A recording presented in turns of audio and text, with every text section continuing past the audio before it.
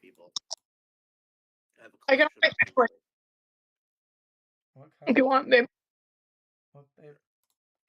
I can ask my family if you wouldn't mind. Sure. Well, like, here's my question: how do you want me to do that?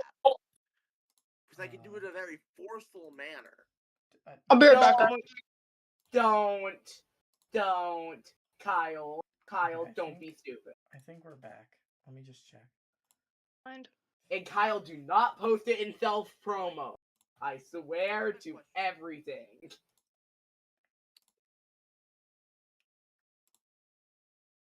Are you assuming that I was gonna do it to those people? Nah.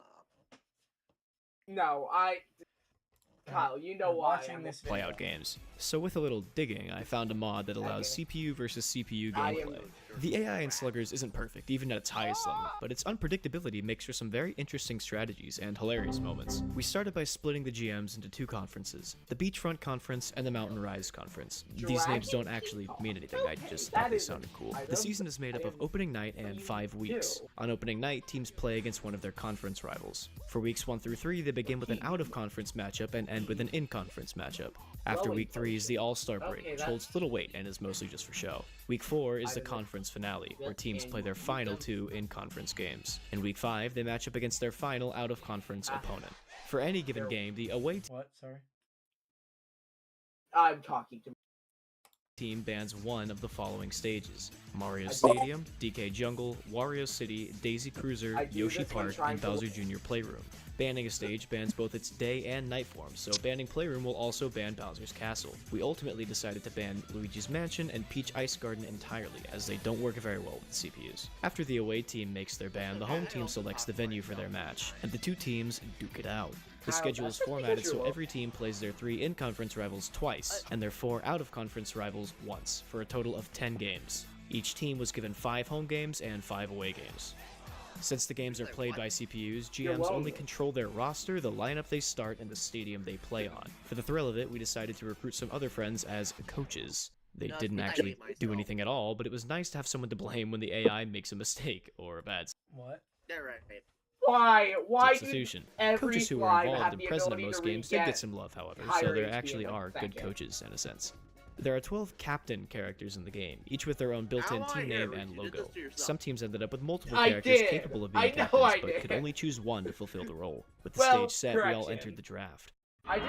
We randomized the draft order and chose to run a serpentine draft, meaning whoever landed the first pick in round 1 would have the last pick of round 2. We repeated this process until we all had our teams and the season kicked off. There were a number of trades on draft night as well, but I'll spare you the specifics. Our teams and the season kicked off. I'm sorry. There were a number of trades on draft night as well, but I'll spare you the specifics. Why do the lizards have poison? Break down everyone. Oh, we gained a subscriber. Nice. Yay! Alright. Wheel time. Waystone, I need you. Wheel time.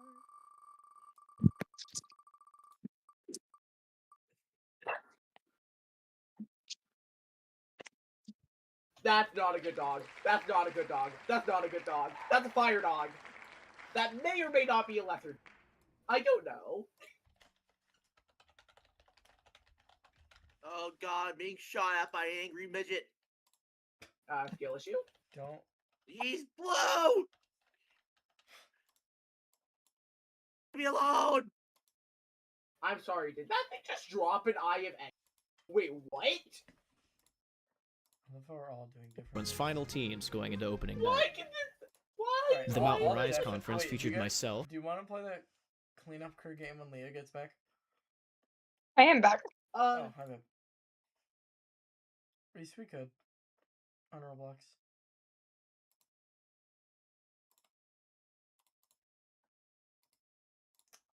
Damn it. Hello?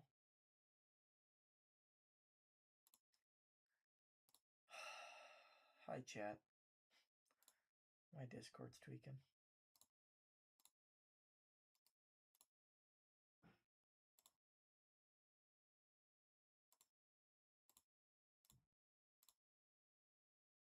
Hello? Hello? Hello? Hello? Oh my god. Stream. Hold on. Can everyone else hear me?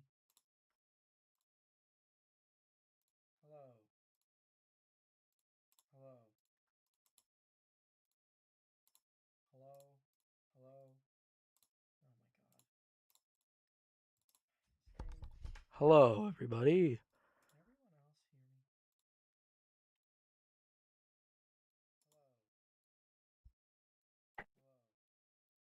Oh, which one's that one? Hello?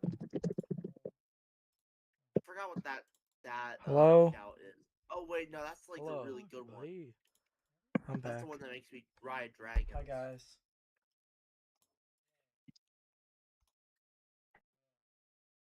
Oh, which one's that one? Hello? Hello? Is it me you're looking for? I forgot what that. Hello? I thought I was singing a different song. Oh wait, no, that's like Hello. the really good. Guys, I hello? was singing a song, not just. Hello. Okay, can you hear me? I've died repeatedly.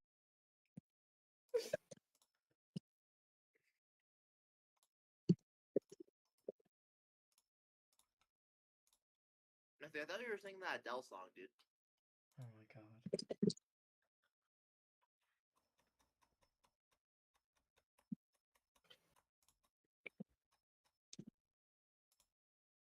Anyways. Please die. Please die. Please die. Please die. Please die. It refuses to die. I love how the VC is still low battery. Please charge. I don't know how China. to change it. No, I just think it's funny. I know how, but I'm not The telling you. league's co-commissioner Deuce, my brother Jake, and my good I know how friend to Y change Guy. it normal. I drafted Daisy and became the Flowers. I had faith in Daisy's strong, all-around stats and chose to overlook the lackluster chemistry she may have I'm with other sorry, players. I could was learn lucky to enough to snag Petey defeat- Piranha with my first-round pick and Hammerbro I'm later sorry, in the draft, what? as well as scooping up Boo and Blooper to have How multiple do pitching I learn options. telepathy? Alright, I want to react to this video. Let me know if you guys want to play Cleanup Crew in a little bit on Roblox. Okay. Deuce made his intentions clear going into draft night and came out with exactly what he was looking for. The Deuce Wilds feature Captain Donkey Kong alongside every single Kong outside of Funky. Deuce put his faith in DK to carry the offense of the team, instead focusing on drafting a solid wildcard pitcher in Bowser Jr. and fantastic outfielders in the Kongs. Jake waited until later rounds to select his captain, Yoshi. The Jake Wavis eggs instead revolved around the dangerous 1-2 punch of first overall pick Green Critter and King K. Rool, alongside a strong pitcher in Yellow Magikoopa. Y-Guy quickly jumped on selecting Peach and Birdo, ultimately electing to make the former his team captain. The Monarchs also snagged Brown Critter, the last of the critters to be drafted. He paired this core with several Yoshis, hoping their speed would prove useful in clutch situations.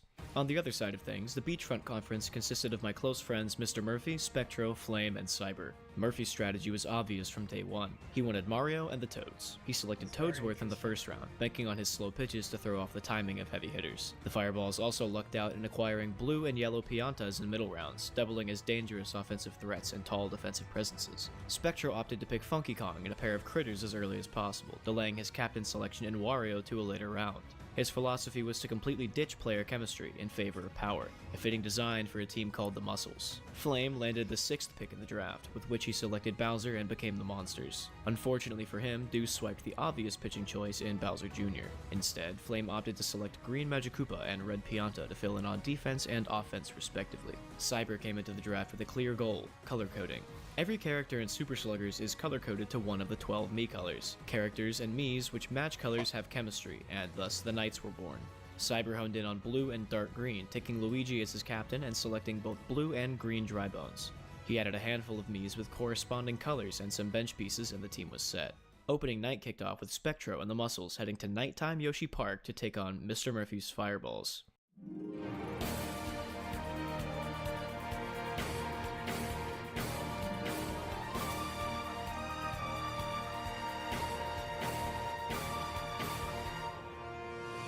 Toadsworth made a good first impression, holding the Muscles to 0 runs scored in their first inning.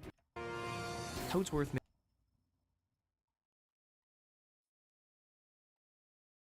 a good first impression, holding the Muscles to 0 runs scored in their first inning. On the other side, the Fireballs had an equally hot start, landing base hit after base hit to score the first 2 runs in league history. The captain, Mario, was able to bring in 1 more run before the end of the inning as well. The Muscles eventually scored on a solo homer from Blue Critter, but the damage was already done. The reliever, Mario, stepped up and delivered the first strikeout ever recorded in the ASA to put a stop to the Muscles' late rally. Game 2 was between the Knights and Monsters on Nighttime Daisy Cruiser. This was the ultimate defensive showdown. No runs scored for either side with the exception of 1 POW-assisted sac fly in second. Cyber Squad played around the many offensive threats Flame's monsters brought and refused to give any ground, holding on to their narrow lead and managing to secure their first victory. Game 3 was the highly anticipated clash between two preseason favorites, the Flowers and Wilds. This game hardly held up to expectation, however, as Deuce's Wilds torched my entire lineup for the majority of the game, including, I kid you not, a Baby Daisy Grand Slam. You can actually tell how frustrated I was because I immediately paused the game and threatened to reset the software. We made it competitive in the bottom of the 7th, but it was too little and too late. The Wilds held on and closed it out 10-8. Game 4 was a battle between the Eggs and Monarchs, and I'm not just calling it that to make it sound more exciting. This was a close game the whole way through, with both teams having mediocre offensive performances and very strong defensive showings. The Monarchs scored their one and only run of the game off of a shot out to right field by Berto, tying things up at 1 in the 6th inning. They stayed locked at 1 through the 7th, meaning extra innings were upon us. Yoshi made quick work of the Monarchs offense, meaning the Eggs would have a chance to end things in 8 innings. The Monarchs netted a quick out to start off the inning, but the dangerous part of the lineup was now up to bat. We unfortunately lost the commentary for opening night, but I added some background music for the game's official upload, which I think speaks for itself.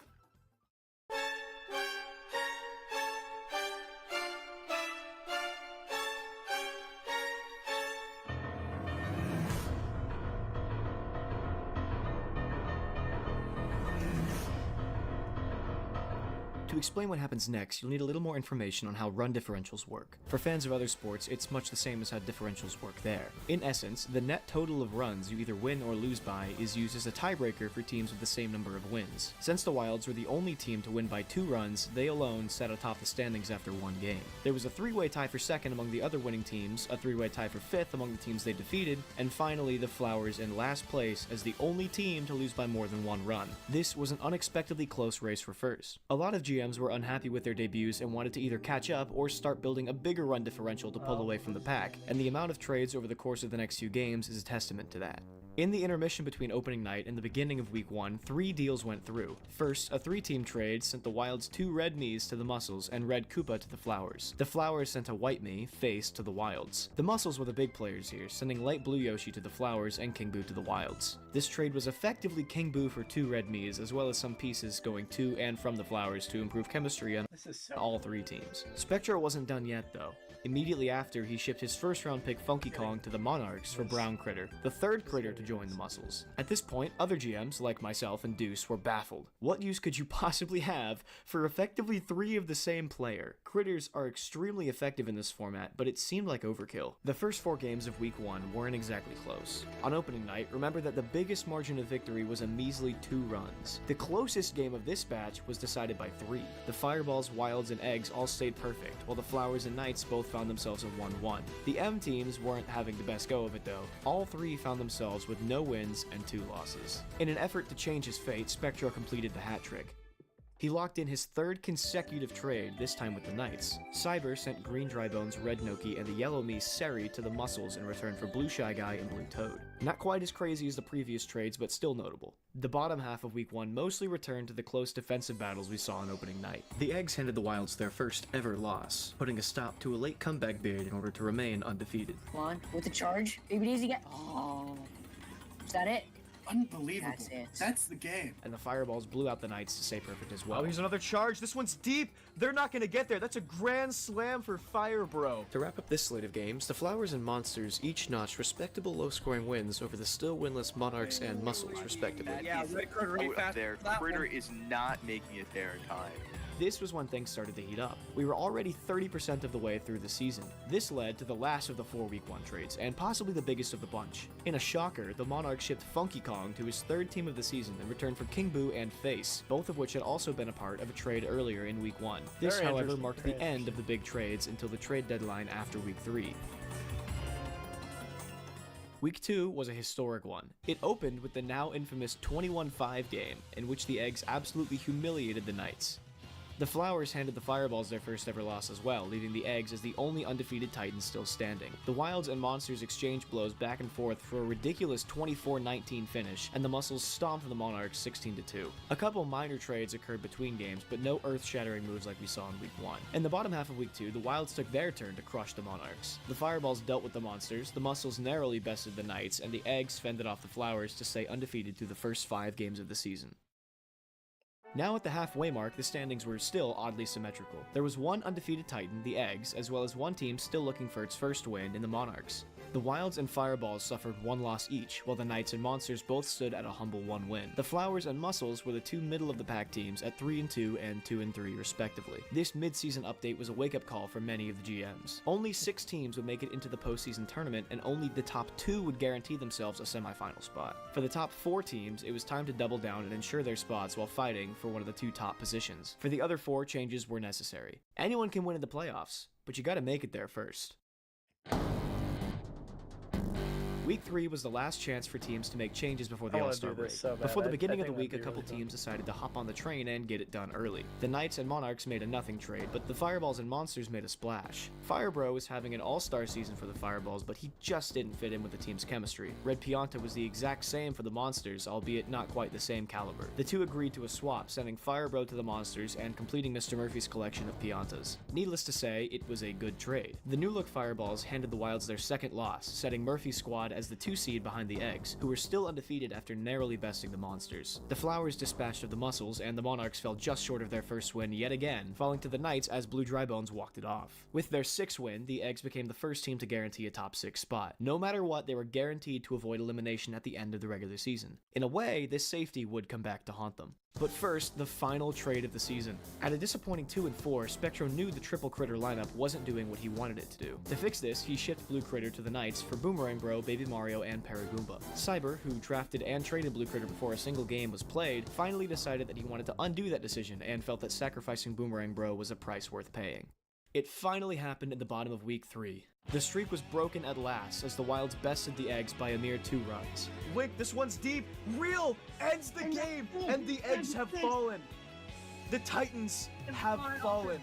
A respectable loss, but still disappointing for the Eggs. For the Wilds, however, this game was a massive momentum boost. The other streak broke here as well, as the Monarchs crushed my team 10-4. In other news, the Muscles handled the Monsters, and the Knights made a major upset over the Fireballs. It didn't matter too much for the Fireballs, though. Despite their loss, the Monsters' previous defeat clinched postseason appearances for both the Fireballs and Wilds. This slew of upsets was the last note we left off on before heading into the All-Star break. All-Star voting was open to all GMs, coaches, and viewers in the ASA Discord server. Each conference had 9 players selected to represent them in a casual showdown between MRC and BFC. For the Wilds, 4 players got the nod. Donkey Kong was selected as the conference captain, with Funky, Baby Daisy, and Real all securing selections. The Eggs sent Critter and King K. Rool to the game, and the Flowers sent Hammerbro and Daisy. The Monarchs, however, only managed to get Birdo into the fray. Alright, side note, I'm not just saying this because he was on my team, but it's pretty well accepted that PD Piranha deserved the selection over Baby Daisy. It was just that one Grand Slam that got her the selection. She only played 3 games, which was the bare minimum required to be eligible. On the BFC side of things, Bowser was the conference captain, with Ordeal backing him up. Firebro, despite being on the Fireballs for all but one of his games, was on the Monsters roster now, securing 3 spots for Flame. Mr. Murphy sent Blue Pianta, Toadsworth, Yellow Pianta, and Purple Toad, affectionately dubbed the Magenta Maverick by Fireballs fandom. Between the Fireballs and Monsters each sending a small platoon, only 2 spots were left to be split between the Knights and Muscles. Cyber got Kareem into the game, while Spectro sent Brown Critter. The game itself was an absolute wash in favor of the MRC, but is anyone surprised? MRC sweet, baby, woo!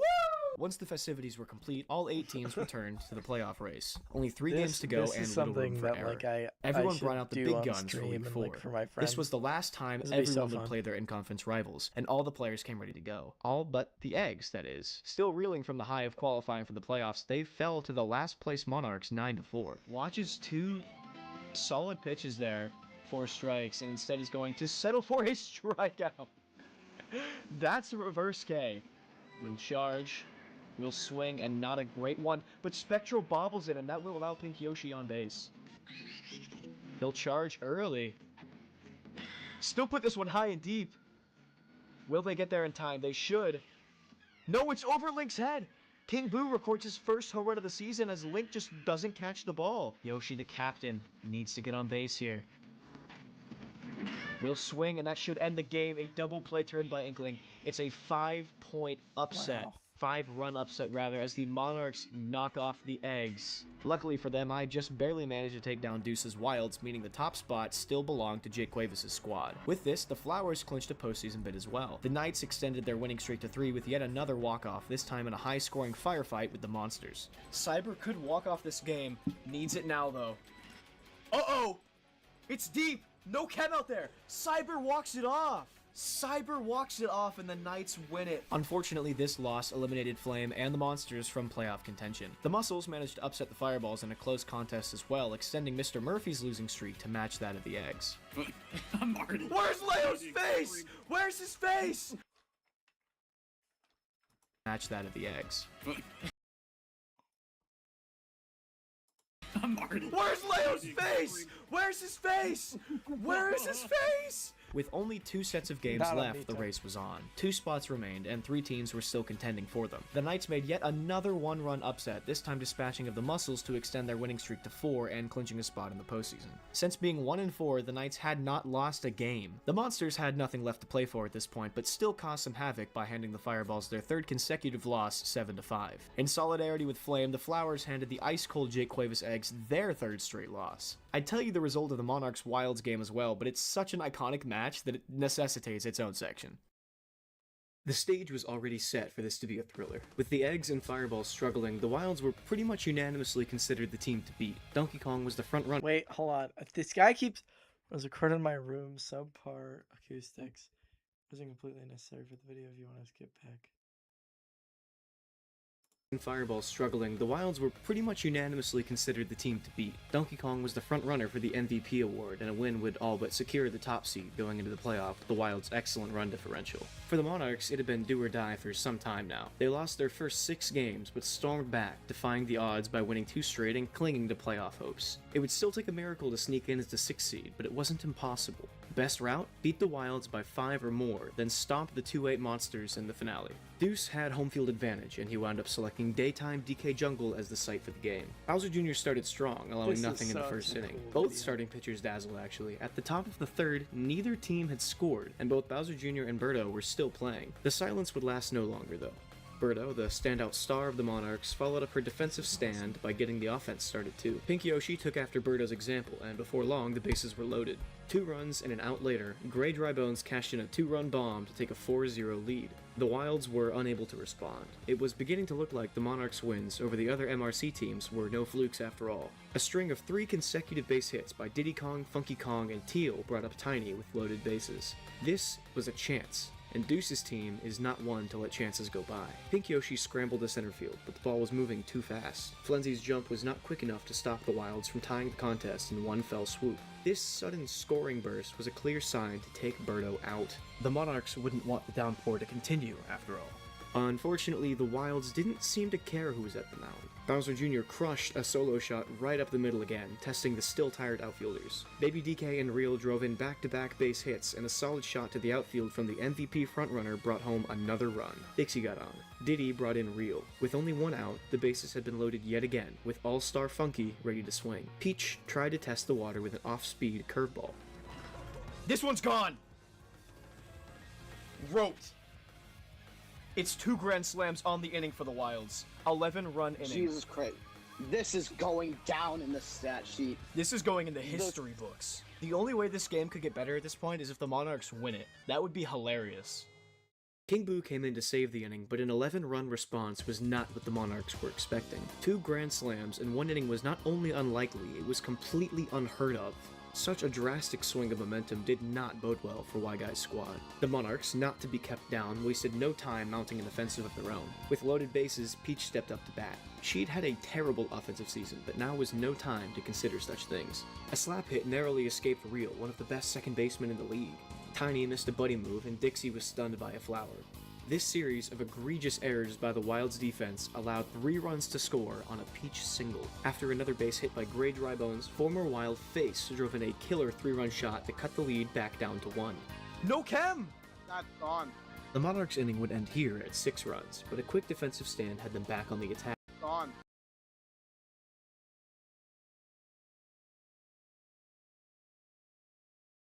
The Monarchs inning would end here at 6 runs, but a quick defensive stand had them back on the attack. Flenzy wasted no time, tying the game at 11 with a solo homer. Whoa! Whoa, this one's gone! Whoa! Wait, it stays in? No, it's gone. The rest of the 6th and the entire 7th was a tense battle for positioning as both teams struggled to seize the lead. When neither team managed to break free, both were forced to sort it out in extra innings. In the top of the 8th, the Monarchs found themselves with 2 outs and runners on first and second. Gray Drybones, a consistent and effective slap hitter, stepped up to the plate. In an odd misstep, DK chose not to use a star pitch, instead allowing Gray Bones to bring Flenzy home for the 12th Monarch score. The bottom of the 8th started hot for the Wilds, with bases loaded for Funky Kong once more. In yet another questionable decision though, Funky blasted a star hit out to center field. The impact of catching the ball did allow DK to tie up the contest though. Teal loaded the bases yet again, but a critical error from Tiny led to a double play, sending us to the 9th inning. Early in the season, the Wilds made the decision to trade for King Boo and Face. After a mere one game, Deuce packaged them in a trade for Funky Kong. The latter had already had his revenge earlier in the game, but King Boo stepped to the plate with something to prove. DK immediately threw him a star pitch, but KB would not be deterred. He swung through the barrel, nearly driving a deep shot to the right pillar. That's foul. That Almost that hits the would've been pole. insane. He missed his second swing, leaving the King with 2 strikes. A whiffed. One more strike, and that's a strikeout for DK. This one's... That is foul. That's a home run. It's gonna hit the pole. It hit the pole. Really? Yeah, the pole is That so crop didn't big. Look like it should have. Look how thick this Even with pole that is. huge pole. Just That's a taps thick the pole. side. Oh wait! It's because of the branches out of the top. It normally wouldn't have hit the pole. King Boo's revenge would be the final Monarch run to score. All they had to do now was hold on to the lead. Oh, BJ striking Bowser early. Jr. here, though.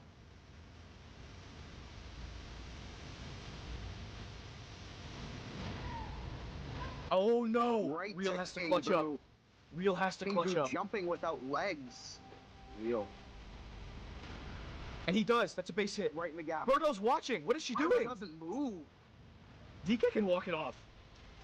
But you need it now. You Yeah. need it now. Cannot let this fall to Dixon. Hard hit. He's looking for the right pitch. He needs the right pitch. So, No, but this is a base hit. this is an insane game. All It around. all comes down to Dixie. Dixie here. That's it. Flop it. Oh, that's the game. Monarchs win it in a thriller by 1. 2 grand slams in an inning, and they still managed to come back. 7. Dora's Cooking Club.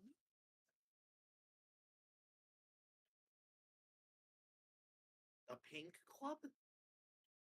Dora's Cooking Club. Oh. Dora the Explorer's Cooking Club. Do you think the stream could still hear us? No. Now Now no. they can. So I could make a joke about getting violently No, fucked no, by the no, food No, man. no, Matthew just undeafened. That was the worst timing. Take my Cards Against Humanity joke. I was playing Cards Against Humanity like a couple nights ago, and that's what one of the cards was. It was great. It was actually like not a good card for the prompt, but like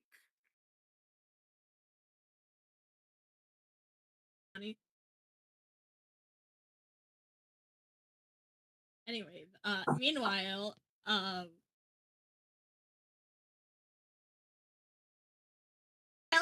Kitchen the game. Yeah, something like this. Why? Wait. I need to see if there's speedruns for it. Probably. there's pretty much a speedrun for everything. I mean, I need to see what the leaderboards are like. okay, to be fair, burnt apple pie percent. He's deafened. Matthew's deafened. Nope, never mind. We're not safe. Oh my god. Matthew, The are you fastest questioning what you time. got back to? Hello. The fastest time is on the PC version for 4 hours 14 minutes of any percent. Yeah, Matthew, we were just talking about getting beeped by the Blue Man Group. 100% isn't actually that much longer for this game. What do you mean I just got Daedric arrows, bro? Hey, Matthew's mic isn't working. Ooh. He just texted me. So give him a second. Matthew, how do you break something more It must have been the Blue Man Group. Okay, stop. Stop. I don't even want to know. Do you not know who the Blue Man Group is? I don't, and I don't want to know. It's a. It's okay. It's not that hard. Look, man. I just look at GS games. That's all. There was a CSI GS